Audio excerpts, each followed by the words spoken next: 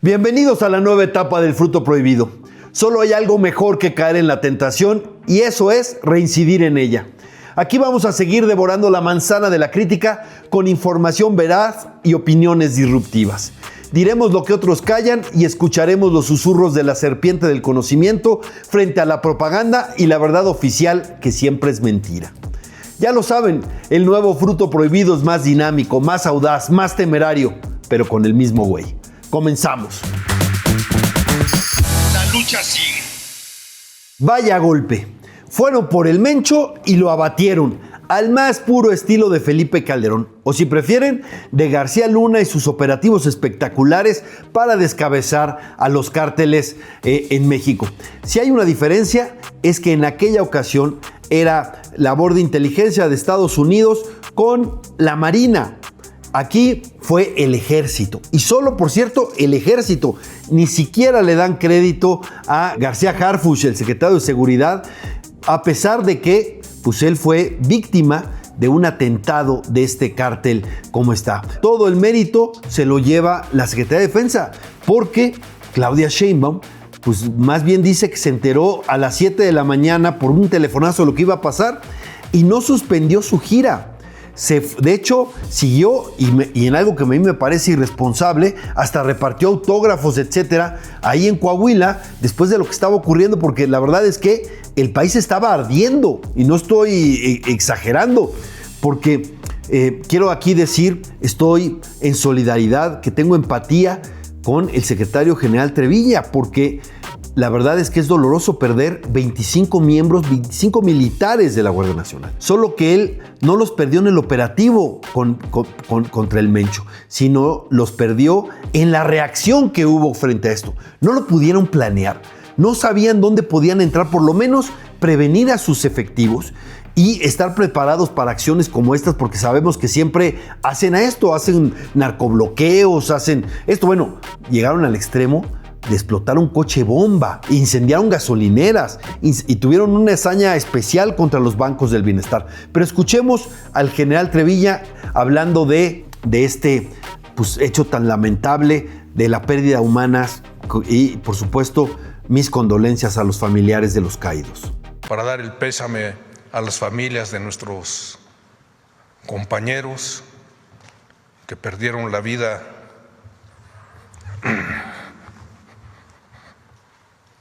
también y un reconocimiento a nuestro personal militar que realizó una operación exitosa. Se puede ver desde muchas ópticas. Hay que aprender de la experiencia, y la experiencia nos dice que cuando solo descabezas al cártel, pues no se acaba la violencia, más bien lo contrario. Eso sucedió, por ejemplo, cuando fue lo del operativo contra Beltrán Leiva y contra otros. Fueron muchísimos, contra Nacho Coronel mismo, que venía de la organización de Nemesio el Mencho. ¿Por qué? Porque cuando tú descabezas a los cárteles, luego luchan por el poder. Digamos que los coroneles pelean por llenar el espacio del general, o digo metafóricamente, ¿no? Y ellos pelean brutalmente a veces. Y además, al fragmentarse, pierden sus riendas, digamos, y pueden llegar a ser más violentos, más groseramente atentar contra la población. Este cártel se dedica también mucho a la extorsión, al derecho de piso, y pues bueno, no creo que vayan a dejar de hacerlo. Lo que tiene que haber es una estrategia para no solo descabezar, sino desmantelar. Y también hay que discutir sobre si lo más efectivo es atacar solamente con poder de fuego, que obviamente el Estado tiene que tener efectivamente mayor poder de fuego que las bandas criminales, eso es indiscutible, pero también usar inteligencia. Ellos son tan fuertes por el dinero que poseen. Si no les pegas en el dinero, ellos siempre verán la forma de armarse y tener estos ejércitos de sicarios que atentan contra el Estado y lo retan. Entonces tiene que haber una labor de inteligencia, no solo para ubicarlos en sus lugares y saber dónde actuar, sino para quitarles donde más le duele, que es la cartera. ¿El problema cuál es? Y déjenme hablar del elefante en la sala. El problema es su colusión con autoridades. Si tú no tocas la narcopolítica, entonces siempre estarán ahí porque también es parte del negocio de quienes ya están insertos en el Estado. ¿Y qué pasó? Pues bueno, López Obrador con sus abrazos pues contribuyó a que estos hicieran y deshicieran. Fue un dejar hacer, no a cambio de nada. Eran los abrazos a cambio de apoyo electoral a favor del partido oficial. Por eso están hasta arriba. Lo que sucedió con el alcalde de Tequila no es cualquier cosa, ¿no? Y además, pensemos que no es la excepción. Les digo una provocación, quizás sea la regla. Y muchísimos presidentes municipales están igual. Los alcaldes sirven a ellos, incluso les pagan parte del presupuesto nacional, se los entregan y las policías están a sus órdenes, etcétera, porque los dejaron crecer y se convirtieron en aliados electorales del partido en el poder. Ese es el elefante en la sala. Tenemos que depurar al Estado mexicano y hay que ir por el dinero. Si no van por el dinero y no les quitan esa fuerza, pues siempre armarán y siempre alguien tomará el lugar del que quiten.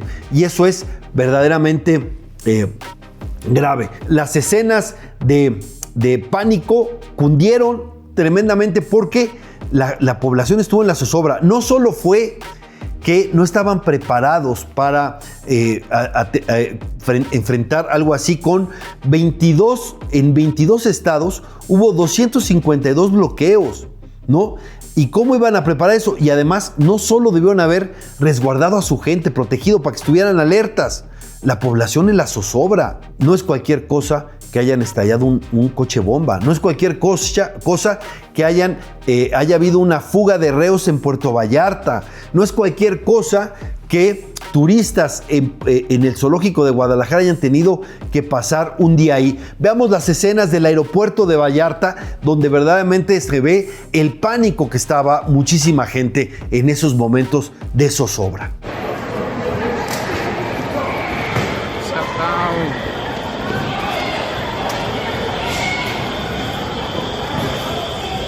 Nadie derrama una lágrima por el Mencho. Qué bueno que alguien que fue tan violento y que tiene tantas vidas en su conciencia se ha ido, aunque hubiera sido mejor que lo capturaran y pudiera hablar, me parece, porque así debiera ser el Estado de Derecho porque tenía mucha sopa que contar. Sin embargo, simplemente decir que si el objetivo es que no haya detener la violencia, entonces debieron haber previsto la respuesta, protegido a los efectivos y proteger a la sociedad. Ese domingo hubo casi un estado de sitio, un estado de excepción. La gente se quedó en sus casas, se suspendieron clases, se suspendieron corridas de autobuses, se suspendieron muchas cosas. Ese es el poder que tienen. ¿Por qué tuvieron ese poder? Porque los abrazos lo único que hicieron fue hacerlos crecer. Entonces hay que aprender de la experiencia. No puede ser que siempre estemos dando círculos y estemos en un simple péndulo de el dejar hacer acá o simplemente la acción militar hacia las cabezas. Ni una ni otra han funcionado solamente así. Tiene que ser una acción donde se garantice la seguridad. Por supuesto que se aplique el Estado de Derecho. Por supuesto que los que delincan la ley no tengan impunidad, pero pensando en cómo desmantelarlos. Y si no van por el dinero, si no van por dónde están sus cuentas, no van por sus paraísos fiscales, no van por esa parte, porque están coludidas muchas autoridades, pues simplemente nos quedaremos en el mismo lugar. ¿Habrá mundial en México? Esa es la pregunta. Los ojos del mundo y especialmente de la FIFA están viendo alarmados a nuestro país. Todas las alertas están encendidas y no es para menos. De por sí, las cuentas alegres de los datos maquillados que da la presidenta Sheinbaum en materia de seguridad no tranquilizan a nadie. La percepción es otra porque no nos engañan, pues. El hecho de que manipulen datos y vean cómo ocultar las cosas y tratar de desaparecer desaparecidos y poner a los homicidios en otros rubros como otras causas que atentan contra la vida o muertes por causa indeterminada, etcétera, o no contar a las personas, a los cuerpos que encuentran en fosas. Mil cosas hacen para tratar de calmar los ánimos. Incluso recordemos cómo Clara Brugada pidió que le bajáramos a la nota roja precisamente porque hay alarma en la FIFA y en otros lugares del mundo sobre la violencia que hay, incluso en la Ciudad de México. Y no les digo lo que pasa en Nuevo León y Jalisco, porque después de lo que sucedió con la reacción después del abatimiento del Mencho, hubo una reacción brutal, violenta de ese cartel. No se previó, y eso es lamentable, que hubiera tanta violencia como una respuesta. No lo previeron, porque si no, se vio haber actuado protegido a fuerzas de seguridad, protegido a la población, evitado que hagan esto que siempre hacen además. O sea, tampoco era el hilo negro de que nos sorprendieron. Ellos están acostumbrados a hacer eso y no había un operativo para prevenir una respuesta así. Pues bueno, generó muchísima violencia. Imagínense, un carro bomba en Lagos de Moreno, gasolineras prendidas, etcétera. El pánico en los aeropuertos, suspendieron vuelos, suspendieron corridas de autobuses, muchas cosas así. En 22 estados, o sea, más de la tercera parte del país, por supuesto que no pasa desapercibido. De hecho, los Estados Unidos mandaron una alerta a sus ciudadanos para que no visitaran 9 estados, entre ellos Jalisco y Nuevo León, donde se van a jugar los partidos del Mundial. Hay riesgo de que esos partidos se jueguen en otro lado y en una de esas nos quitan totalmente el Mundial por no darles garantías, ¿no? Vaya que es un tema gravísimo, ¿no? Y bueno, hay muchísima zozobra, hay que ser obviamente muy responsables y ahora sí que le dieron un golpe al avispero, para usar las palabras que decían antes, y la pregunta es, ¿estamos preparados para eso? ¿No? ¿O no? La primera respuesta pareciera o nos da dudas, pero miren, o escuchamos, claro, la presidenta trata de calmarnos. Escuchemos a la presidenta tratar de decir que pues no va a haber problema. ¿Qué garantías hay para que se realice el Mundial en esta sede? Todas las garantías. Todas las garantías. No hay ningún riesgo para los visitantes. Ninguno. Ya la escuchamos a la presidenta, pero ¿a qué le creen más? ¿A sus palabras o a lo que ven sus ojos, a lo que dicen las noticias? Porque esto está en la prensa internacional. Toda la prensa internacional cubrió los hechos y toda la prensa internacional pues dice que hay una tremenda preocupación en todos estos. Noticia importante sobre la seguridad en el Mundial. ¿Qué pasa con la sede de Guadalajara en México? Julio Suárez.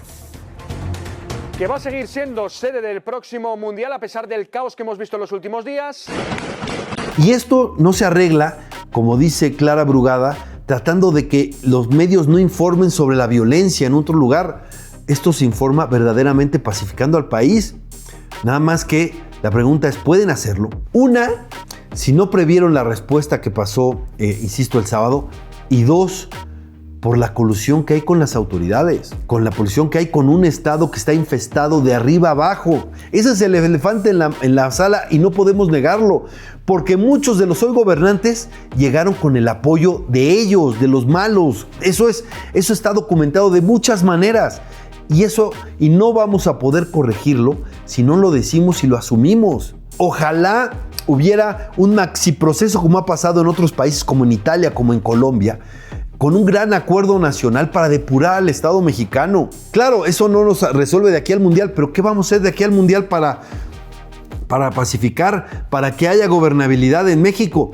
Esa es la gran preocupación y ojalá que lo puedan lograr, porque con un discurso en la mañanera no van a hacer que los medios internacionales cambien de opinión, no van a tranquilizar a la FIFA. Lo que va a tranquilizar a la FIFA es que verdaderamente haya paz y no se den estos hechos de violencia que tanto nos han afectado. Nada más que, insisto, le dieron un palazo al avispero y ahora tienen que pacificar al país, y hoy es más poderoso las organizaciones criminales que lo que eran en 2012, en 2011, en 2010. ¿Por qué?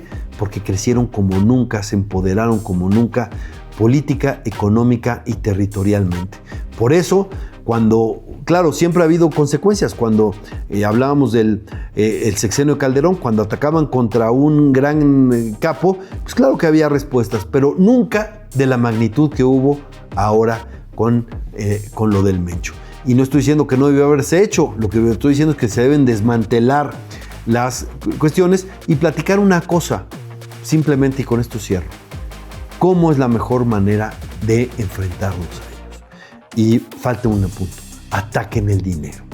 Ataquen donde ellos, con el dinero con los cuales ellos hacen fortunas inmensas para hacer sus ejércitos paralelos.